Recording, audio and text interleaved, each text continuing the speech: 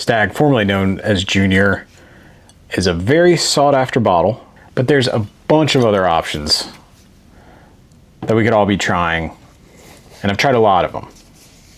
Some of them are just as good, some of them are even better, and they've really done well in blinds, so I'm gonna go over that today. What are the true Stag killers, and what should you be looking for this year as we head in to the allocation season and you can't find your precious Stag? Stay tuned.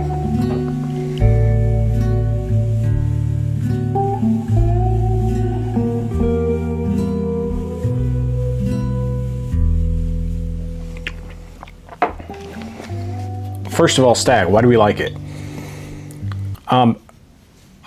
I like Stag, and I've actually been buying Stag for over a decade now. Back when it had the Junior on the bottle, back when I could find it for 50 bucks on the shelf pretty regularly.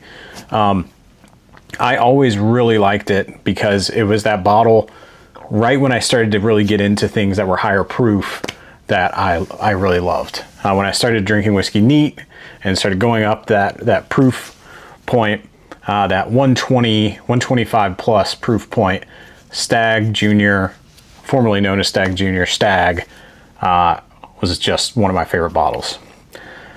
To this day, I think that's kind of faded. I don't really search these out. I definitely don't pay over MSRP for these.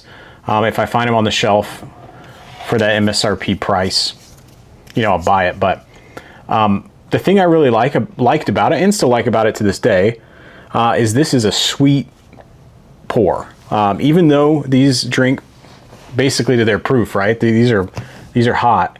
Some of them drink a little over, some of them drink a little lower based on whatever batch you have. There's still, for the most part, a sweet caramel forward butterscotch, sort of like candy bar front palate situation, right? So let's taste this one. I'm currently tasting 24C, which most people say is the weaker batch from last year. Let's get into it.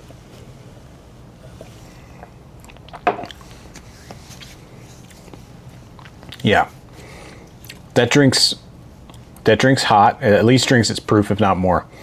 It is really sweet, caramel like candy bar right there at the front, and then I just get hit with that oak, and it kind of dissipates. So for me, this bottle's good, but there are other bottles on my bar that are cheaper and that are made from smaller distillers that I think you should be reaching for. So let's get into that.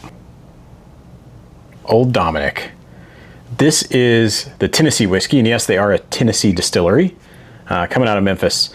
They have both a bourbon and a Tennessee whiskey at cask strength. I'm drinking a single barrel cask strength, 7 years, 125 proof.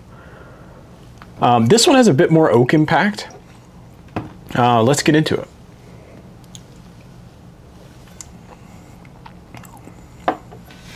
So it still has that sweetness up front, right? It has that caramel, sort of almost a little bit of like, not full payday, right? We're not going like Jim Beam here, but we're getting a sweet caramel nougat thing happening. The difference between Stag and this is that this gives a bit more of a complexity. I get a almost older rickhouse dusty taste to this. NuLu. This is a single barrel pick from Take. This is from the Our Bourbon single barrel selection. This is 135.2 proof from NuLu. And again, this is a non-distilling producer. They source some barrels. This was distilled in Kentucky. But man, they've got some killer barrels. Myself and my friend Tim went to Louisville. We visited NuLu. They were really nice and gave us a pretty unique tour, pulling from some barrels, and we got to taste a lot of what they had. But this really is sort of the best of NuLu, that high proof some of these source barrels, this being a Kentucky distillate. And from the jump, I'm already liking this one more than the Stag batch. It drinks under the proof of 134. It has a real viscosity. It is marshmallowy, caramel. It has that same sort of nougat. It has some oak impact, but the sweetness of the caramel really balances it out.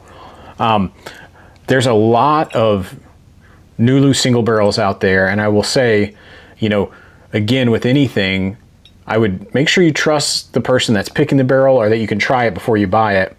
But you can find some real value in these NuLu single barrels that really could replace you not being able to find the Stag this allocation season. And last but not least, short barrel.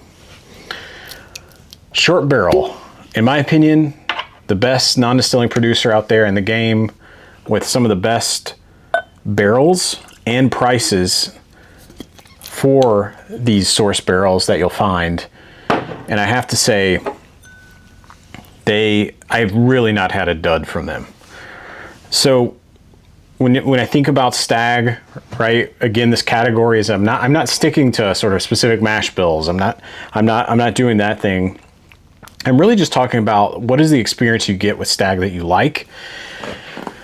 And for me, it is that really bold, punch you in the mouth, sweet front palate, almost Fat Kid Whiskey-esque. What are some other barrels, some other options, some other distillers or producers, non-distilling producers that can get you there? And short barrel is one. This is an almost 11-year MGP out of Indiana, the 75-21-4 mash bill. And the nose on this is better really than any of the ones before. To me, again, I love me some MGP. This is pure, sweet, spicy, almost, I've said this a few times with some of the MGP, particularly the 36% high rye, almost like a carrot cake, vanilla frosting. I almost get that on here, but it's a little more sweet instead of spice because of the lower rye content. I love the mouthfeel immediately. You get more oak impact. The finish is longer, but it's not drying. It is, again, the caramel butterscotch, but Stag. There might be better options out there this year. Try them out. Cheers.